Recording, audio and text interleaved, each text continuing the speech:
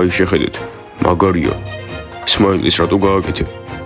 იმიტომ რომ ახლა მე ცუდი ბიჭი ვარ და ცუდი გოგო მჭირდება. გოგოებო, ხომ ძალიან მაგრად გამოვიყურები. დიანა, რა? გოგოებო, აი, ხომ ხედავთ როგორც გამოვიყურები? ხო, ძალიან მაგარია. ხო, ძალიან მაგარია. გამარჯობა, მაინტერესებს თუ გაქვთ ადგილი ტატუზე რომ ჩავეწერო. ხო, კლავზე მინდა გაკეთება და თეძოზე. რა სტილი, ზუსტად არ ვიცი, მაგრამ რაღაც მკაფიო და გამომწვევი მინდა. აი, მე დიანა მეწოდება. ხო, სულელივით იქცევა. მისი გადაწყვეტილებაა, რომ სმაილის წინ სულელივით მოიქცეს. კარგი ჯიჯი, მაშინ ყველაფერი დასრულებულია. მე ამბოხეებო, ჩემი ჯიჯი რატო წაიყვანით? შენი არა, პატრიკ. მე უკვე მე ამბოხეებთან ვარ. არა, მე ამბოხეებო?